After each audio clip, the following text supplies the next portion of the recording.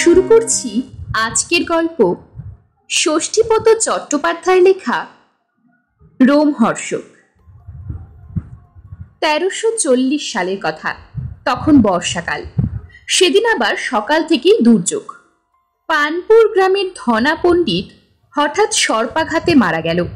ধনা পণ্ডিত নাম হলেও আসলে সে ছিল চারালপাড়ার বাসিন্দে। তখনকার দিনে সর্পাঘাতে কোনো লোক মারা গেলে তাকে না পুড়িয়ে নদী অথবা খালের জলে ভাসিয়ে দেওয়া হতো। ধনা পণ্ডিতের বেলাতেও সেই রকম তোড়জোড় হতে লাগলো। বড় বড় কয়েকটা কলা গাছ কেটে তারই মাঞ্জাসে ধনা পণ্ডিতকে দড়ি দিয়ে বেঁধে শুইয়ে দেওয়া হলো।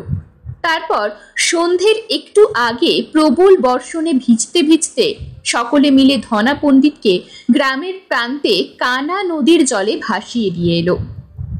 ধনা পণ্ডিতের বাড়ির অবস্থা খুব একটা ভালো ছিল না। স্ত্রী এবং দুটি ছোট মেয়ে ছাড়া আর কেউ ছিল না ধনার বউ সারা রাত ধরে কান্নাকাটি করতে লাগলো।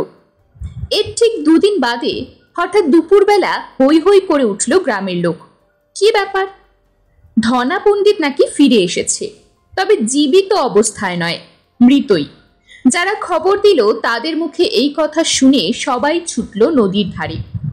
গিয়ে দেখল সেই কলার মাঞ্জাস আবার ফিরে এসেছে এবং মাঞ্জাসে ধনা পণ্ডিত মৃত ও একই রকম অবস্থায় শুয়ে আছে একইভাবে। সত্যি চমকপ্রদ ব্যাপার। এই ৩ দিনে ধনা পণ্ডিতের চেহারার এতটুকু বিকৃতি ঘটেনি। ধনার বউ তো ধনাকে দেখে আবার আছাড় কাছাড় করে কান্নাকাটি শুরু করলো। ধনার বউ বলল, ও নিশ্চয়ই মরেনি, সাপের বিষে আচ্ছন্ন হয়ে আছে। তোমরা ভালো রোজা বদ্যি ডাকো, ঘরে নিয়ে চলো কর্তাকে। কিন্তু ঘরে নিয়ে চলো বললেই তো আর নিয়ে যাওয়া যায় না। গ্রামে ঘরে শুভ অশুভর বিচার একটা আছে। অবশেষে অনেক ভাবনা চিন্তার পর সকলে ঠিক করলো গ্রামের বাইরে শ্মশানের ধারে একটা চালা ঘর আছে। সেই চালা ঘরে ধনাকে নিয়ে গিয়ে রাখা হবে এবং সকলে মিলে পালা করে দিবারাত্র জেগে পাহারা দেবে ধনাকে, এবং সেই ফাঁকে ভিনগা থেকে কিছু রোজা বদ্যি নিয়ে এসেও দেখাবে। এই যুক্তি করে সবাই মিলে ধরাধরি করে ধনাকে শ্মশানের চালা ঘরে নিয়ে এসে রাখলো। ধনার বউ বলল, কর্তাকে অমন করে বেঁধে রাখবার দরকার নেই, বাঁধনটা খুলে দাও। তাই করা হলো। ধনার বউ বলল, একটু গরম দুধ খাইয়ে দিলে হতো না? এ ব্যাপারে অবশ্য আপত্তি করলো অনেকেই। বলল, মরা মানুষকে আবার কে কবে দুধ খাওয়ায়, আর দুধ খাইয়ে লাভই বা কি? মৃতের মুখে ঢাললেও সে দুধ তার পেটে যাবে কেন? ধনার বউ বলল, তবু দেখি না, যদি ভেতরে প্রাণ থাকে, যদি খায়। এইসব করতে করতেই সন্ধে গড়িয়ে গেল। একটা চিমনি লণ্ঠন জেলে গ্রামের জনাচারেক যুবক সেই রাত্রিটা ধনাকে পাহারা দিয়ে জেগে থাকতে রাজি হলো। পাশের গ্রাম থেকে বড় একজন সাপের রোজাও এলো।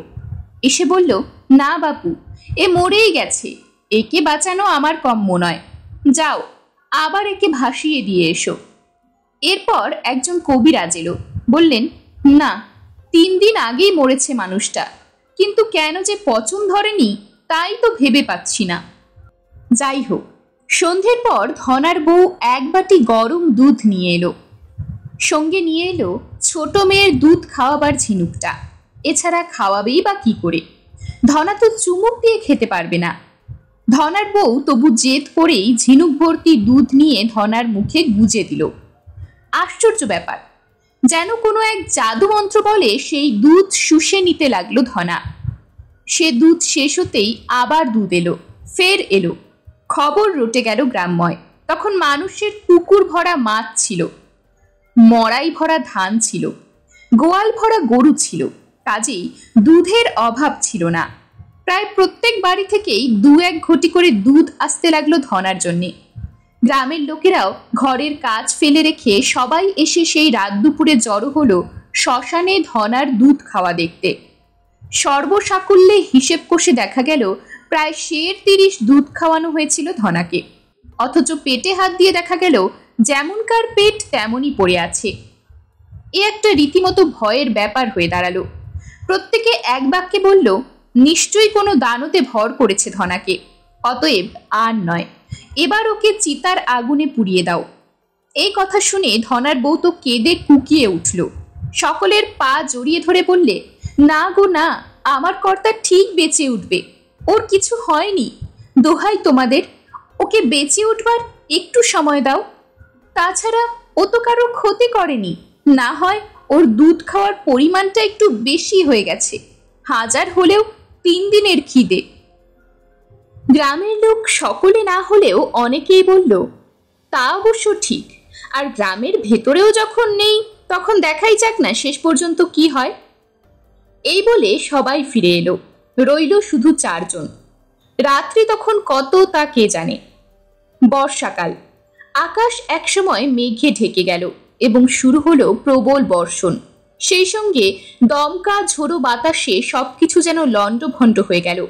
ঘরের ভেতরে যে চিমনি লণ্ঠনটা ছিল সেটাও একসময় নিভে গেল ধূপ করে। ওদিকে গ্রামের ভেতর থেকে তখন প্রচণ্ড এক কোলাহল ভেসে আসতে লাগলো। সেই কোলাহলের শব্দ শুনে এরা 4 জনেই তখন পরস্পরের মুখ চাওয়াচাওয়ি করতে লাগলো। কি হলো কে জানে, যা বর্ষার দাপট, দান এলো, না ঝড়ে কারোর চালা উড়িয়ে নিয়ে গেল। কিন্তু তাই যদি হয় তাহলেই বা এত হট্টগোলের কি আছে? আর বানই যদি আসবে তাহলে তো বানের জল এতক্ষণে এখানেও গড়িয়ে আসতো। একজন বলল, মনে হচ্ছে গ্রামে কোনো বিপদ ঘটেছে। আরেকজন বলল, ডাকাত ফাকাত পড়েনি তো? না না, এই ভয়ঙ্কর দুর্যোগে ডাকাতি? তাছাড়া আমাদের এই গ্রাম হচ্ছে গরিব দুঃখীর গ্রাম, এই গ্রামে ডাকাত পড়তে যাবে কেন? তাহলে কি করা যায়? কিছু তো ভেবে পাচ্ছি না রে ভাই। এ যা দুর্যোগ, এই দুর্যোগে কেউ যে একজন গিয়ে একটু খোঁজ খবর নিয়ে আসবো তাও তো সম্ভব হচ্ছে না। বিশেষ করে এই রকম অবস্থায় পাহারাদারি ফেলে রেখে যাওয়াটাও ঠিক নয়। এরা যখন এইসব আলোচনা করছে ওদিকের কোলাহল তখন আরো তীব্র রূপ ধারণ করেছে। অবশেষে ঠিক হলো ওদের ভেতর থেকে 2 জন বসে এখানে পাহারা দেবে এবং 2 জনে গিয়ে খবর নিয়ে আসবে ব্যাপারটা কি এবং কিসের এত গোলমাল। এমন সময় হঠাৎ সশব্দে একটা বাজ পড়ে বিদ্যুৎ চমকালো, আর বিদ্যুৎ চমকাতেই সেই আলোয় যে দৃশ্য ওরা দেখতে পেল তাতে 4 জনেই লাফিয়ে উঠল একসঙ্গে। দেখল শূন্য মাঞ্জাসটাই শুধু পড়ে আছে সেখানে, কিন্তু মৃতদেহের অস্তিত্বও নেই। যেই না দেখা অমনি তো বাবারে মারে করে দৌড় দিল সব একসঙ্গে। কিন্তু এই জলে ঝড়ে কি কাদার রাস্তায় ছোটা যায়? তবুও প্রাণপণে ছুটল সব গ্রামের দিকে। তখন শেষ রাত, গ্রাম শুদ্ধ লোক তখন লাঠি সরকি কাস্তে কুড়ুল নিয়ে ছোটাছুটি করছে চারিদিকে। কি ব্যাপার, মাঝরাত্রিরে হঠাৎ নাকি ধনা পণ্ডিত এসে লাথি মেরে ঘরের দরজা ভেঙে ওর বউয়ের কাছ থেকে ছোট মেয়েটাকে কেড়ে নিয়ে চলে গেছে। সেই জন্যেই এত ছোটাছুটি ও খোঁজ রব। কিন্তু সারা গ্রাম তোলপাড় করেও কোথাও মেয়েটির বা ধনা পণ্ডিতের কোনো হদিশই পাওয়া গেল না। এরা 4 জনও তখন ধনা পণ্ডিতের অন্তর্ধান রহস্যটা বলল সকলকে। শুনে সবাই খুব বকাবকি করলো ওদের। বলল, কোথায় ছিলে তোমরা? ঘুমোচ্ছিলে নাকি?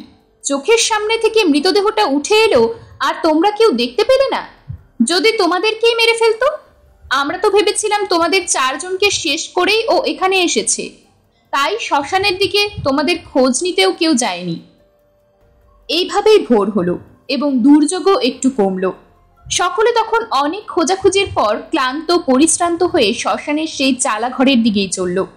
গত রাত্রের ব্যাপারে সকলেই খুব আতঙ্কিত, কেননা ধনা পণ্ডিতকে কোনো রকমে খুঁজে বের করতে না পারলে সমূহ বিপদ। তাই সবাই চালাঘরের কাছে এসেই স্তম্ভিত হয়ে গেল। দেখল চালাঘরের ভেতর কলার মাঞ্জাসে কর্দমাক্ত ধনা পণ্ডিত আগের মতোই শুয়ে আছে। আগের মতোই সে মৃত, তবে তার সারা দেহে চাপ চাপ রক্তের দাগ। গালের কষ বেয়ে গড়িয়ে পড়ছে রক্তের ধারা। উফ, কি বিভৎস সেই দৃশ্য!